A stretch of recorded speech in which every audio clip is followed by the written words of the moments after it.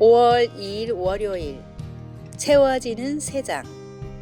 세계적인 배터리 회사인 델코의 회장이자 발명가 찰스 캐터링이 친구에게 이런 제안을 했습니다.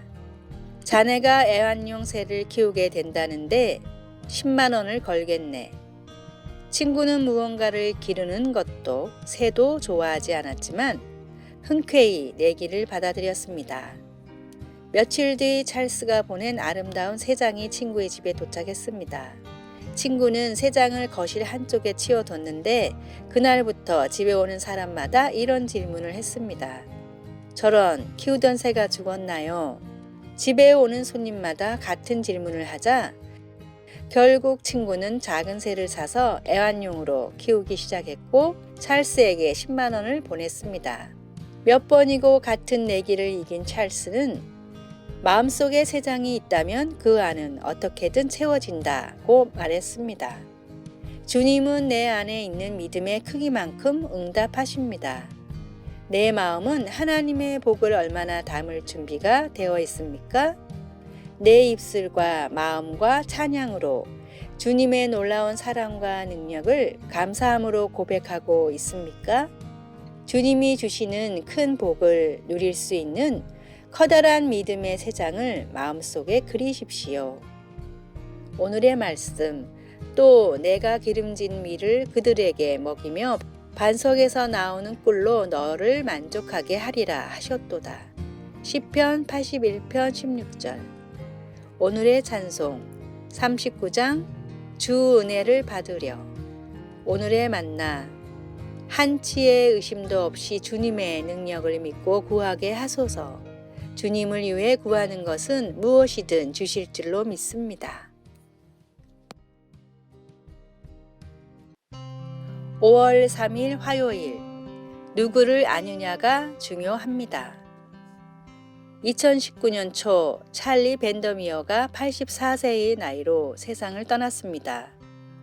수십 년 동안 국영 라디오 방송 어린이 성경 시간을 진행했던 그는 많은 사람들에게 찰리 아저씨로 알려져 있습니다. 찰리 아저씨가 영혼의 길로 들어서기 하루 전 친한 친구에게 이렇게 말했습니다. 내가 무엇을 아느냐가 아니라 누구를 아느냐가 중요해. 물론 예수 그리스도를 말하는 거지. 임종을 맞이하면서도 찰리 아저씨는 예수님에 대해 또 사람들이 예수님을 구주로 받아들여야 할 필요성에 대해 이야기하지 않을 수 없었습니다.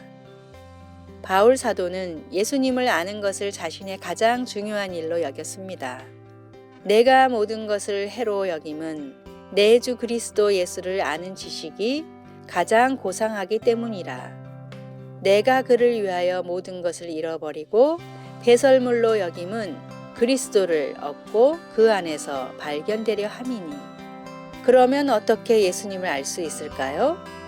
내가 만일 내 입으로 예수를 주로 시인하며 또 하나님께서 그를 죽은 자 가운데서 살리신 것을 내 마음으로 믿으면 구원을 받으리라. 우리는 예수님에 관한 사실들과 교회에 대한 모든 것을 알며 성경에도 해박한 지식을 갖출 수 있습니다. 그러나 예수님을 구주로 알 수 있는 유일한 길은 값없이 주시는 선물인 구원을 받아들이는 것입니다. 예수님이야말로 우리가 알아야만 하는 분입니다. 말씀, 모든 것을 해로 여김은 내 주 그리스도 예수를 아는 지식이 가장 고상하기 때문이라. 빌립보서 3장 8절. 찬송 96장 예수님은 누구신가? 기도, 예수님을 믿고 받아들여 예수님을 알아야 할 모든 사람들을 위해 기도합니다.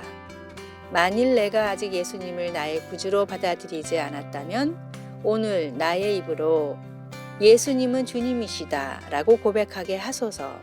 아멘.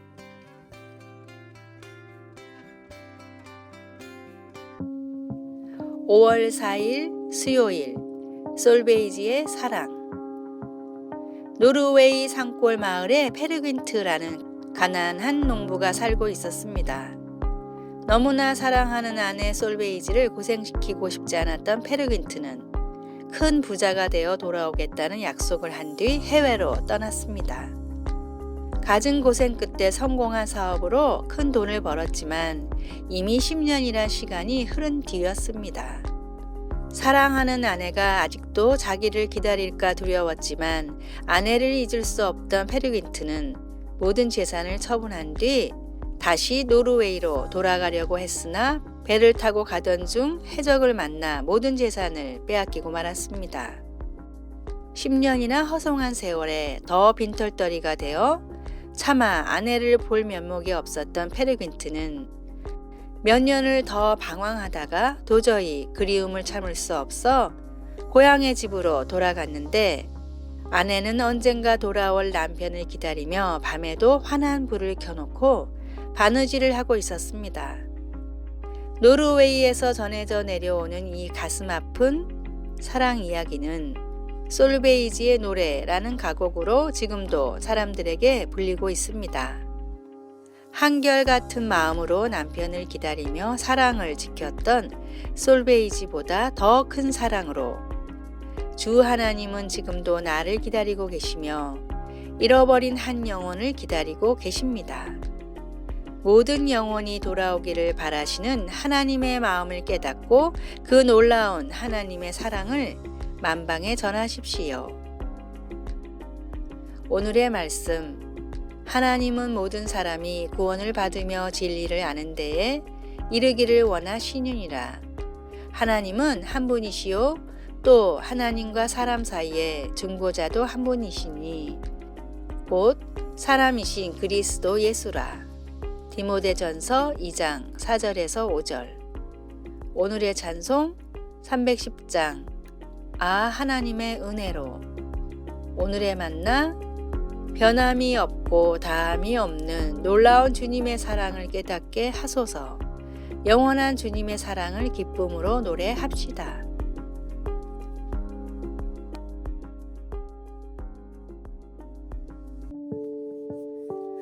5월 5일 목요일 관계. 예수님께 아이들은 귀찮은 존재들이 아니었다. 예수님이 아이들을 성가시게 여기시지 않으셨으니 우리도 그래야 마땅하다. 사실 아이들이야말로 진정한 하나님 나라의 삶을 가르쳐주는 최고의 스승이다. 아이들의 솔직함, 부모를 의지해서 무슨 일만 생기면 부모에게 달려가는 모습은 하나님이 우리에게 원하시는 관계를 그 무엇보다도 분명히 보여준다. 예수님은 우리가 아이들에게 주목하고 그들의 말에 귀를 기울여야 한다고 말씀하신다. 스캇 솔지의 선에 갇힌 인간 선 밖의 예수 중에서 아이들은 부모에게 아무 조건 없이 찾아갑니다. 그냥 자신의 모든 것을 해결하고 알아주시는 분이 부모이기 때문입니다. 누구든지 어린아이와 같이 하나님께 나아가야 합니다. 우리는 너무 많은 시간을 만나기 위한 준비와 조건들을 따집니다. 그러나 하나님은 있는 모습 그대로 나오길 원하십니다. 말씀. 내가 진실로 너희에게 이르노니 누구든지 하나님의 나라를 어린아이와 같이 받들지 않는 자는 결단코 그곳에 들어가지 못하리라 하시고. 마가복음 10장 15절. 찬송 565장 예수께로 가면. 기도. 하나님 앞에서 가식을 벗어버리고 힘들면 힘들다고 매달리고 버거우면 버겁다고 고백하고 그렇게 하나님을 직면하게 하소서. 아멘.